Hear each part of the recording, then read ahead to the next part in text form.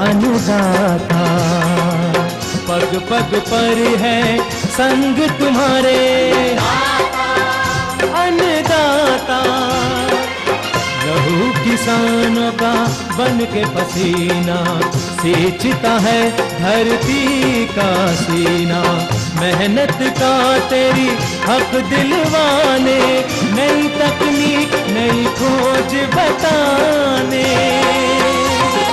पशुधन को गुणवान बनाना, पौध सुरक्षा को सिखलाना, खेती के सब गुर समझाने, भारत का सरताज बनाने। आठों पहर है संग तुम्हारे अन्नदाता अन्नदाता। नमस्कार, मैं हूं आपके साथ कात्यायनी चतुर्वेदी और आप सभी दर्शकों का अन्नदाता कार्यक्रम में बहुत स्वागत करती हूं। हर रोज की तरह कार्यक्रम में हम लेकर आते हैं खेती बाड़ी से जुड़ी हुई बहुत सारी लाभकारी जानकारियां। तो चलिए सबसे पहले देखते हैं क्या है विशेष आपके लिए आज के कार्यक्रम में। अधिक उपज हेतु लहसुन की वैज्ञानिक बुआई विधि,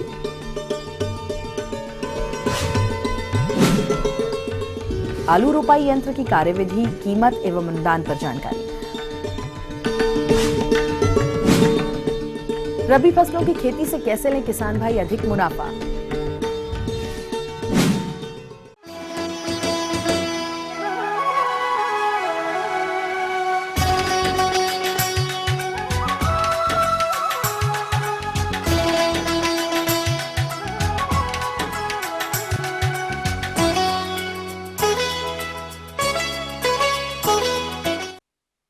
प्रदेश के जो भी किसान भाई लहसुन की खेती करना चाहते हैं वो इसकी अधिक उपज देने वाली किस्मों का चुनाव करके वैज्ञानिक तकनीकी से बुआई करते हैं तो उनकी फसल से आगे चलकर अधिक उत्पादन प्राप्त होगा। तो लहसुन की बुआई तकनीकी की जानकारी दे रहे हैं कृषि महाविद्यालय ग्वालियर के वैज्ञानिक डॉक्टर प्रवीण कुमार सिंह गुर्जर। मैं किसान भाइयों को बताना चाहूँगा कि इस समय लहसुन लगाने का उपयुक्त समय है और काफ़ी किसान अक्टूबर माह में, अक्टूबर से नवंबर माह तक लहसुन लगाते हैं। तो सबसे महत्वपूर्ण है कि लहसुन के लिए ऐसी भूमि का चुनाव करना चाहिए जिसका पीएच मान 6.5 से लेके 7.5 के बीच हो, अर्थात उदासीन भूमि इसके लिए चुनना चाहिए। बलुई दोमट भूमि और अधिकांशतः विशेष रूप से ऐसी भूमि जिसमें कि रेत की मात्रा भी हो जिससे कि प्रॉपर वायु संचार हो सके, ऐसी भूमि का चुनाव करना चाहिए। लेकिन इस बात का भी ध्यान रखना चाहिए कि उस जगह पर जहाँ पर आप लहसुन लगा रहे हैं वहाँ पर जल निकास की उपयुक्त व्यवस्था होनी चाहिए। इसमें आपको 2-3 बार जुताई करके पाटा लगाकर समतल कर लेना चाहिए।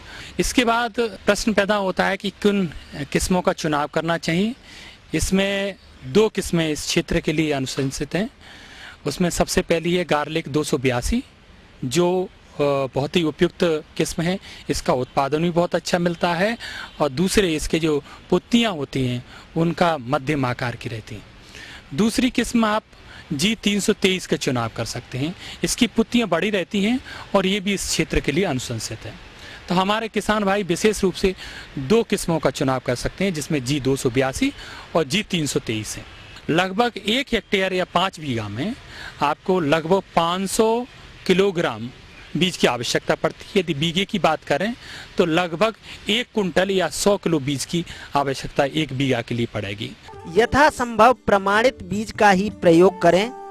इसके अलावा बीज जनित रोगों से फसल को बचाने के लिए बीज को 3 ग्राम थायरम या कार्बन डाइजम से प्रति किलो बीज को उपचारित करना चाहिए।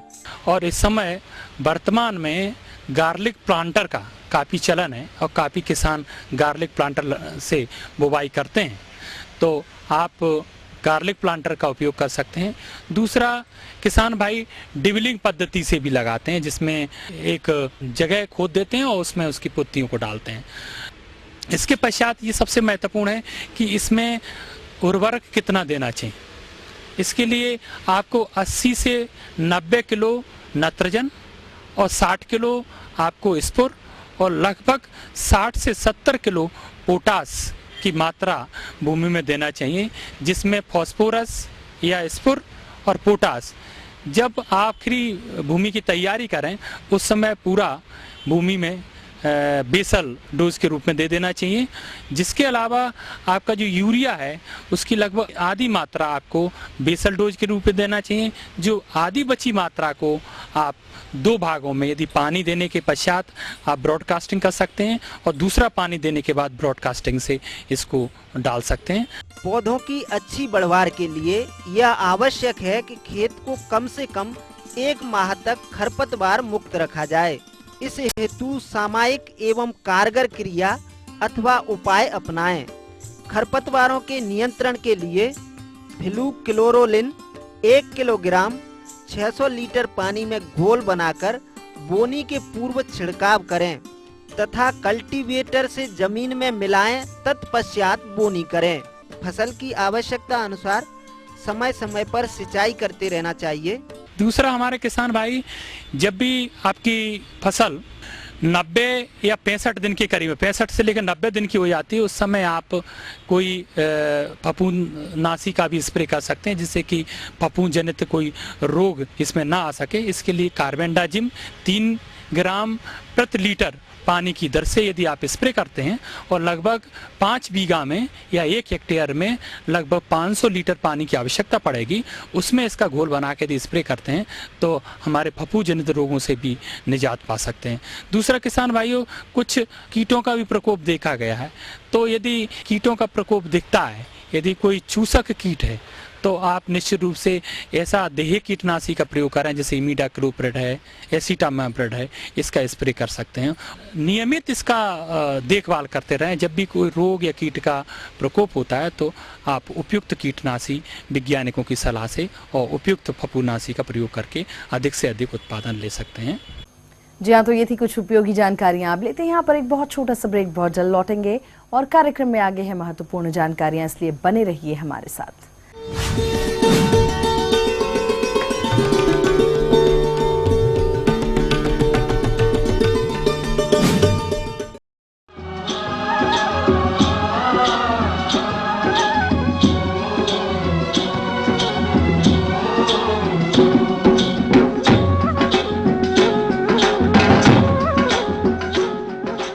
ब्रेक के बाद आप सभी का एक बार फिर से बहुत स्वागत है अन्नदाता कार्यक्रम में और बढ़ते हैं अपनी अगली प्रस्तुति की ओर।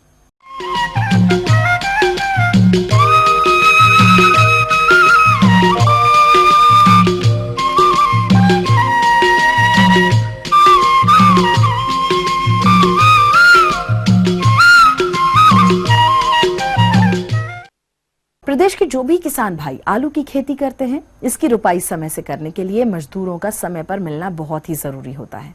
साथ ही मजदूरों से रुपाई में समय और लागत भी अधिक आती है और इसी समस्या को देखते हुए हमारे कृषि अभियंताओं ने आलू रुपाई यंत्र का निर्माण किया है, जिससे आलू की रुपाई में समय और लागत दोनों ही कम लगती हैं। तो ये आलू रुपाई यंत्र कैसे काम करता है, इससे रुपाई करने के क्या कुछ लाभ हैं, आइए जानते हैं ग्राम बरबोदना, जिला रतलाम के प्रगतिशील किसान मेवालाल चौधरी से।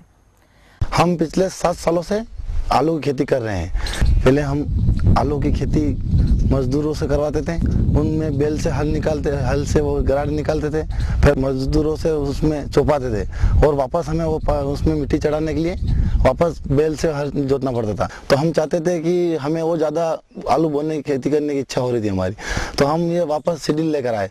तो अब हम इसमें 15, 20, 25 बीघे तक हर साल आलू लगाते हैं और इससे हमें ये फायदा हुआ कि इसमें मजदूर कम लगती है, समय की बचत हो जाती है और फिर हमारा काम सब टाइम पे हो जाता है। इसमें ज़्यादा मजदूरों की जरूरत भी नहीं पड़ती है और सिर्फ 4 मजदूर की जरूरत पड़ती है इसमें। हमने ये मशीन राव से खरीदी है, 55,000 रुपये में हमें आ गई थी और इससे हमें शासन द्वारा 30% सब्सिडी प्राप्त हुई। घर पे भी 25-30 बीघे आलू बोए और हम किराए से भी इसको चला रहे हैं और दूसरों के भी हमने बो दिए आलू 25-30 बीघे। तो उससे क्या हमारी इसकी लागत एक ही साल में निकल गई। तो ऐसे हम इसे चलाते हैं, जैसे अतिरिक्त आय भी प्राप्त होती है। इस मशीन की खासियत ये है कि अपने चारों काम एक साथ हो जाते हैं इसमें पहले हमें गरार निकालनी पड़ती थी, वही काम साथ में हो रहा। आलू भी अपना घेरा जितना डाल सको उतना डाल सकते हो इसमें, और पीछे पीछे वापस अपना मिट्टी भी आलू ऊपर चढ़ जाती है और उसमें वापस वो गराड़े निकल जाती हैं जैसे अपन चाहते हो। ये पेटी इसमें इसके आलू डाले जाते हैं। और ये खाद की है, खाद डालने के लिए उसके साथ ही हो जाता है। पहले तो हमें वो सुपर उड़ा देना पड़ता है खेत में, और इको DAP वगैरह जो डालना चाहते हो आप इस पेटी में डाल सकते हो। उससे जितना अपन को बीघे में डालना है उस हिसाब से चाल रख के आप डाल सकते हो। और ये पेटी जो है इसमें आलू डाली जाती है। ये वहाँ से आलू, यहाँ पर 4 लड़के बैठते हैं सीट पे, तो वो एक एक आलू उठा के इस चक्कर में घूमते डालते हैं। वो अपने आप पड़ता है जितनी लंबाई पड़ना चाहते हैं उससे। और ये क्या है, इसमें आलू हुआ पाइप है, इसमें आगे वो गिर जाता है अंदर। जितना घेरा जाता हो इतना घेरा आप लगा सकते हो ट्रैक्टर से। और ये जो नाता ये अपने वो पारी पीछे से चढ़ाता जाता है। पहले हमें 1 एकड़ जमीन में पहले 20 या 25 मजदूर लगते थे। उसके लिए हमें पहले बैल से गराड़ निकालनी पड़ती थी, उसमें उनसे मजदूरों से हमें आलू चुपवाने पड़ते थे वापस, और वापस बैल से हमें उन पर मिट्टी चढ़ानी पड़ती थी डबल। और उसमें कभी मजदूर 2 दिन लेट हो गए, 3 दिन लेट हो गए, उसमें हमारा आलू भी बिगड़ रहे थे। उस कारण से हमें परेशानी भुगतनी पड़ी। उससे हम ये फिर सीडील जाके लाए, और उससे हमें ये फायदा हुआ कि हम पहले 2 या 1 एकड़ 2 एकड़ में बो सकते थे। हम चाहे इतना बो सकते हैं, अब एक दिन में 5 एकड़ 6 एकड़ जमीन तक बो सकते हैं हम, क्योंकि आलू काटने के लिए मजदूर चाहते हैं हमें। और उसके बाद अब क्या 4 जब मजदूरों की जरूरत पड़ रही है हमें। और इस सीडील में ये फायदा है अपना कि आलू जितना घेरा डाल सको इतना घेरा अपन डाल सकते हैं। और मजदूर क्या करते थे कि वो कहाँ डाला और कहाँ नहीं डाला ऐसे करते थे। और जितनी अपने को इस पे पौधे से पौधे चौड़ाई लंबाई लेनी है उस हिसाब से हम डाल सकते हैं इसमें। और फिर क्या इसमें ये फायदा हो रहा है कि हमारा खाद भी एक साथ में हो रहा है, जैसे वो आलू के पास ही पड़ रहा है इसमें। और गराड़े भी अच्छे निकल रही है, पानी पिलाने में हमें कोई तकलीफ नहीं आ रही है। पहले जो काम हमारा 2 दिन में हो रहा था, वो अब सीडील आने से हमें ये फायदा हो गया, तो घंटे 1.5 घंटे में हमारा काम निबट जाता है और हम वापस फ्री हो सकते, दूसरी खेती कर सकते वापस। मेरी तरह अन्य किसान भाई हो, आप भी खेती आलू करना चाहते हो तो ज्यादा से ज्यादा आलू की खेती करना चाहते हो तो आपको सीडील लानी चाहिए। उसमें आपको सीडील लाने से आपको 30% शासन द्वारा सब्सिडी भी प्राप्त होगी, और घर की खेती आप समय से कर सकोगे, और अन्य किसानों की खेती भी आप उसके साथ कर सकते हो, और उसमें आपको आय भी प्राप्त हो सकती है। किसान भाइयों, आप अपने खेती में आधुनिक यंत्रों का फायदा उठाए और अधिक से अधिक मुनाफा कमाए खेती में। तो आगे और भी कुछ रोचक जानकारियां हैं, लेकिन यहाँ पर एक छोटे से ब्रेक के लिए रुक जाते हैं। बहुत जल्द होंगे हाजिर।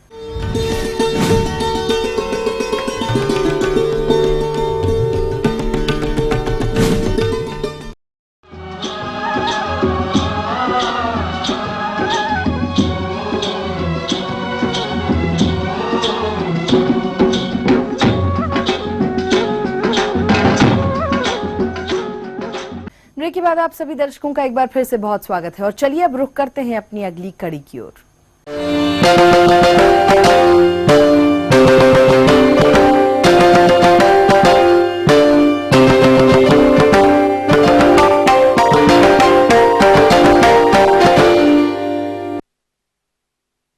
हमारे प्रदेश के किसान भाई खरीफ फसलों की कटाई के बाद रबी फसलों की बुआई का कार्य कर रहे होंगे, लेकिन हम जानते हैं कि इस साल कुछ क्षेत्रों में तो बारिश ठीक हुई है और कुछ इलाकों में कम हुई है। तो किसानों को भी सिंचाई जल की उपलब्धता के अनुसार ही फसलों का चुनाव करना चाहिए और उनकी खेती वैज्ञानिक तरीके से करनी चाहिए, तभी उनसे अधिक लाभ मिलेगा। तो आज इन्हीं सब बिंदुओं पर विस्तार से जानकारी दे रहे हैं ग्वालियर के विषय विशेषज्ञ राजेश तिवारी। अभी ये जो मौसम में परिवर्तन के कारण किसान अपनी फसलों को लेकर परेशान हैं, उसको देखते हुए हम लोगों ने अपने कार्यक्रमों के तहत इस संभाग में एक रणनीति पे काम किया है, धोखे की नहीं भरोसे की खेती। जैसे इस बार बरसात कम है और आप जानते हैं कि गेहूं जैसी फसल है कि उसमें बहुत ज़्यादा पानी लगता है, तो ऐसे कोई विकल्प चुने जिसमें ज़्यादा पैसा मिलता हो, ज़्यादा उपज मिलती हो। जैसे आप चना लगाएंगे तो चने में 4 संभावनाएं हैं नुकसान की: उकटा, दीमक, इल्ली और फिर पाला पड़ सकता है, या फिर माघ महीने की बारिश हुई तो उसमें चने में नुकसान हो सकता है। तो उसके लिए हम विकल्प की सलाह देते हैं कि आप मेथी लगाओ, जिसमें ना तो पाला लगेगा, ना इल्ली लगेगी, ना ज़्यादा सिंचाई की ज़रूरत है, और उसका उत्पादन भी चने की तुलना में 1.5 गुना है और कीमत चने की तुलना में 2 गुनी है। तो ये एक भरोसे की खेती हुई। इसी तरह से अलसी की खेती है। अलसी की खेती 5,000 रुपये क्विंटल का लगभग भाव चलता है और मात्र 4 किलो 1 एकड़ में बोनी है, और इसमें भी इल्ली नहीं लगती और 3 से 4 क्विंटल एक एकड़ में उत्पादन मिल जाता है। ये भरोसे की खेती है। या आप मसाले की खेती में धनिया लगा सकते हैं, जिसमें इल्ली नहीं लगेगी, जिसमें पाला नहीं लगेगा और अच्छा उत्पादन मिलता है और 12-13 हज़ार रुपये क्विंटल तक इसके भाव पहुंचते हैं धनिया के दाने के। तो मेरी सलाह यही है कि लगातार जो आपको खेती में परेशानी हो रही है उसके लिए आप अपने खेत का कुछ हिस्सा भरोसे की खेती, जिसमें गारंटी हो कि उत्पादन भी मिलेगा, ज़्यादा उत्पादन मिलेगा और उसकी कीमतें भी ज़्यादा मिलेंगी, इस तरह की कुछ फसलों को अपनाएं। पर ये जो भरोसे की खेती करना है तो मेरी सलाह ये है कि हम थोड़ा अपनी जो बीज दर है इसको नियंत्रित करें। जो हमारी एक प्रवृत्ति है कि ढेर सारा बीज बो के हम सोचते हैं कि ढेर सारे पौधे उगाएंगे तो ढेर सारी उपज मिलेगी, वैसा नहीं होता है। अगर आप नियंत्रित बीज दर पे बोएंगे तो उत्पादन अच्छा मिलेगा, लेकिन अगर आपने बीज दर को अनियंत्रित किया और बहुत अधिक बीज दर रखी तो फिर उत्पादन कमज़ोर होगा और फिर किस्म किस्म के नुकसान झेलने पड़ेंगे। जैसे मेथी के लिए 1 एकड़ में 10 किलो बीज बोना है तो 10 किलो ही बीज बोएं और सारी फसलें कतार में बोएं। लाइन में सारी फसलें होनी चाहिए। जो छिटकवा पद्धति है वो हमारे नुकसान को बढ़ा देती है, क्योंकि छिटकवा पद्धति में आप जितने आदान खेती में लगाओगे उन आदानों का वो लाभ नहीं मिलेगा, बीज दर भी ज़्यादा लगेगी और फिर उसके लिए चाहे आप सिंचाई का पानी दे रहे हो, चाहे आप पौध संरक्षण उपाय कर रहे हो या आप टॉप ड्रेसिंग में कोई उर्वरक डालते हो, ये सब ज़्यादा लगेगा और लाभ कम मिलेगा। अगर छिटकवा खेती करते हैं तो लाइन में बोएंगे तो आपको बीज दर भी कम लगेगी, जो भी आदान आप डाल रहे हो उन आदानों का पूरा लाभ प्राप्त होगा और फसल खड़ी होने के दौरान जो आप क्रियाएं करते हैं, निदाई गुड़ाई की करते हैं, सिंचाई की करते हैं, ये सब आप आसानी से कर पाओगे और कटाई के समय भी आपकी फसल आसानी से कट जाएगी और नुकसान नहीं होगा, बीज बिखरेगा नहीं, तो उपज बढ़कर मिलेगी। इसलिए मेरा आप सबसे अनुरोध है कि सारी फसलें लाइन में बोएं। अगर गेहूं बो रहे हैं तो जो हमारी प्रवृत्ति है कि धान की फसल काटने के बाद कुछ दिन तक खेत में रखेंगे और फिर उसके बाद कल्टीवेटर चलाएंगे, फिर नमी सूख गई तो फिर पलेवा देंगे, फिर बतर पे आने का इंतज़ार करके फिर कल्टीवेटर चलाएंगे, 3-4 बार कल्टीवेटर चला के फिर बोते, उसमें हमारा 25 दिन बिगड़ेगा और पानी भी एक पलेवा का जाएगा। तो हमारी सलाह ये है कि धान काटने के बाद नमी रहते ही खेत में 0 टिल तकनीकी का इस्तेमाल करके सीधे बोनी कर दें। अगर ऐसा लगता है कि नमी कम है तो बोनी करने के बाद पानी दे दें। इस तरह से आपका समय बचेगा, पानी बचेगा और जो बार बार कल्टीवेटर चलाने में डीजल वगैरह का खर्च होता है, आपकी मेहनत खर्च होती है, ये सब बचेगा और उत्पादन आपको सवाया मिलेगा, क्योंकि आपकी गेहूं की फसल को जो 90 दिन की ठंड आवश्यक है वो पूरी की पूरी ठंड मिलेगी। धान के खेत में जो इस समय हरी हरी काई जमा है वो एक बहुत अच्छा उर्वरक है, उसका पोषण मिलेगा। और अगर बगैर जोते बोएंगे तो कम पानी में आप सिंचाई कर पाएंगे, खरपतवार नहीं होगी। इस सब का नतीजा बढ़े हुए उत्पादन के रूप में आपको प्राप्त होगा। तो इस तरह की तकनीकी करके आप भरोसे की खेती कर सकते हैं।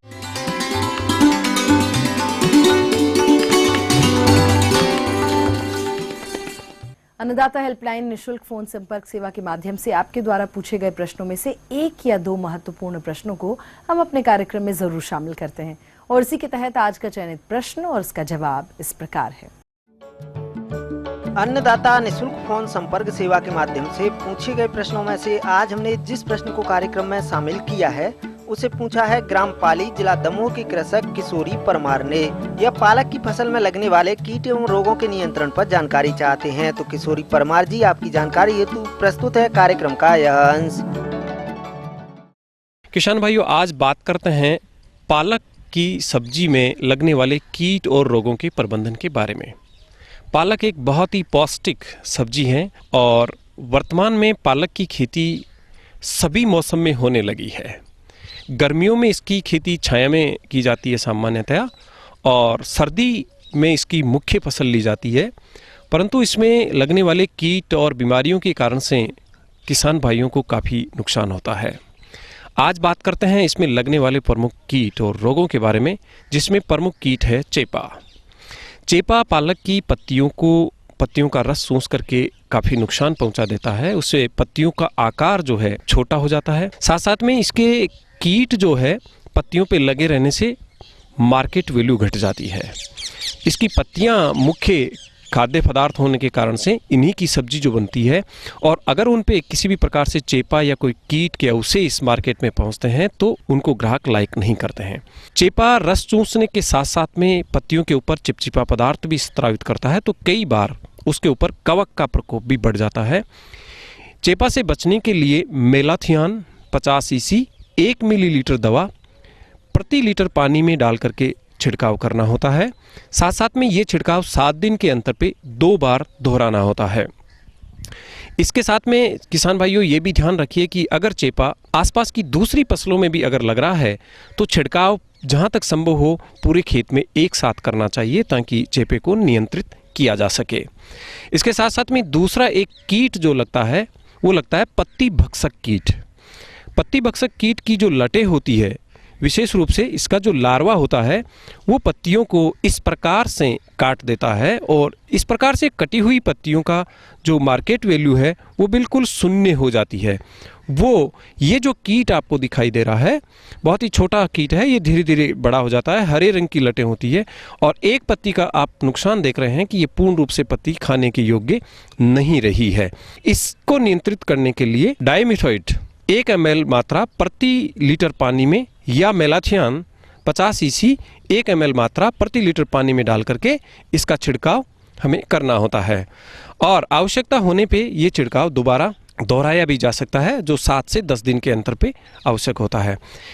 इस प्रकार के कीटों को नियंत्रित रखने के लिए क्लीन कल्टीवेशन की आवश्यकता होती है। किसान भाइयों, आप ध्यान रखिए कि पालक में किसी भी प्रकार का वीड और दूसरी प्रकार की जो खरपतवार और दूसरे अन्य पौधे हैं वो नहीं होने चाहिए, और पौधों को स्वस्थ और लाइन में अगर हम बुआई करते हैं तो इस प्रकार के कीटों का प्रकोप काफ़ी कम होता है। कीटों के साथ साथ में पालक में मुख्य रूप से कुछ बीमारियां हैं जिनमें आर्द्र गलन मुख्य बीमारी है, जो प्रारंभिक अवस्था में ही उसको नुकसान पहुंचाती है, और आर्द्र गलन के अंदर पौधा जिस जगह से ज़मीन के साथ जुड़ा हुआ होता है या जहां जड़ और तना एक साथ लगते हैं वहां पौधे सड़ जाते हैं। इससे बचने के लिए पालक के बीज उपचार करना चाहिए, और बीज उपचार करने में हम डाइथेन M45 या बावस्टीन की 2 ग्राम मात्रा प्रति किलोग्राम बीज को उपचारित करने में काम में ले सकते हैं। पौधे के अंकुरण के साथ साथ में ही जैसे ही अंकुरण होकर के बाहर आता है उस समय हमें डाइथेन M45 की 2 ग्राम मात्रा प्रति लीटर पानी में घोल बना करके 400 लीटर पानी का प्रति हेक्टेयर की दर से छिड़काव भी करना चाहिए। ये समस्या जिन खेतों में ज़्यादा हो वहाँ पे उठी हुई क्यारियों में भी पालक की बुआई कर सकते हैं।